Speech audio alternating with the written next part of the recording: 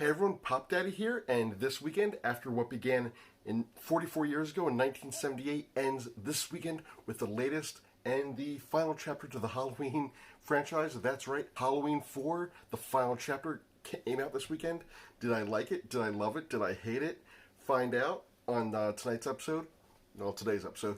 But first, forgive me for just jumping in. I just finished watching this. I got a lot to go over. Probably not going to go over everything, but I'm going to go over enough that you'll be hearing about. But first things first, Hocus Pocus Cup Contest. You know, lots of people entering, lots of people sharing the posts, liking the posts, commenting. Not as many comments as I'd like, but still, people are doing it. Thank you all for that. And, you know, there are some people who are placing, so I'm not releasing any scorecards or anything like that.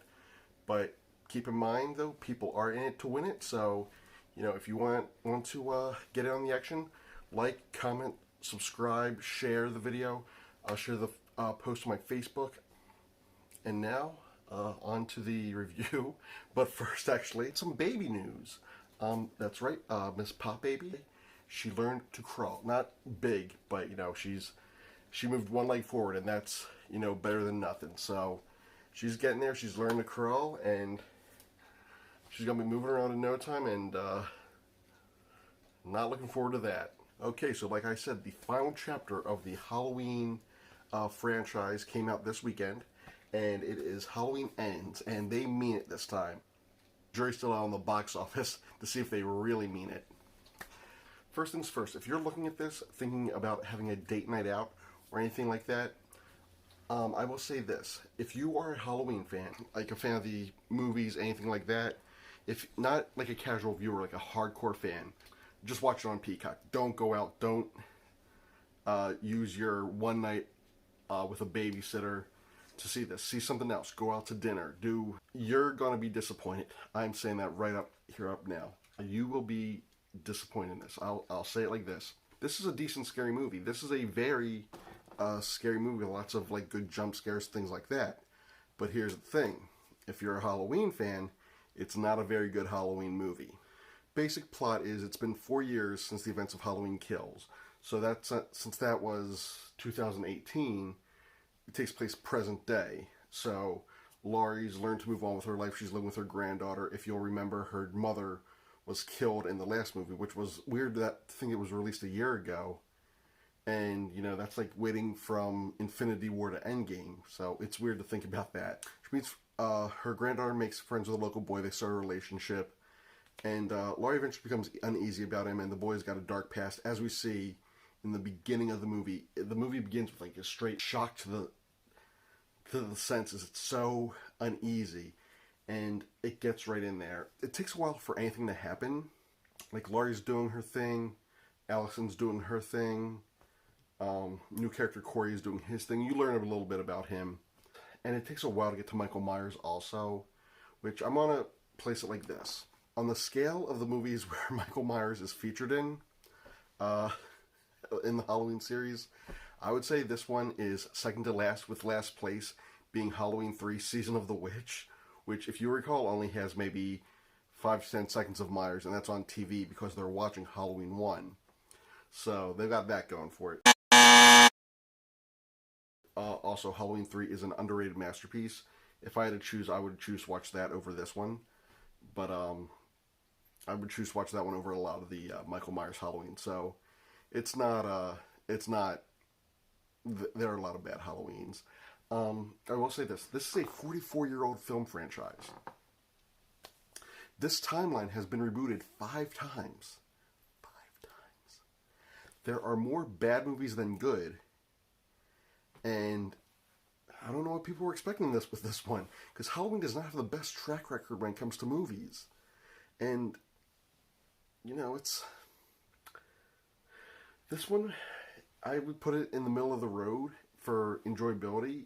But as a Halloween movie, it's down near the bottom tier. Because it's not a good Halloween movie. But I think it's a good scary movie and good overall, well, not good overall movie, but a decent overall movie. When it comes to the new trilogy, well, the 2018 timeline trilogy, 2018 Halloween, I would say, is the best movie, while Halloween Kills, in my opinion, has the most rewatchability. and then there's this one which is just there. I might watch it again, like in future years, but I don't really do Halloween movies because, like I said, there are 13 movies, and it just gets so confusing. It's great to see Jamie Lee Curtis back as Laurie Strode. It's seeing as this is the final Halloween, it's great to have her back. I wouldn't recommend this if you're looking for like just a decent scary movie. I'd say like give it like check it out if you're not paying anything for it, but don't see it in the theater. Don't see it in IMAX. Don't spend all that IMAX money to see Michael stab people. That's how he stabs people. It's just okay. I didn't love it, didn't hate it. Like with Halloween Kills, I may have been raving about that when I first saw it. I think I might have.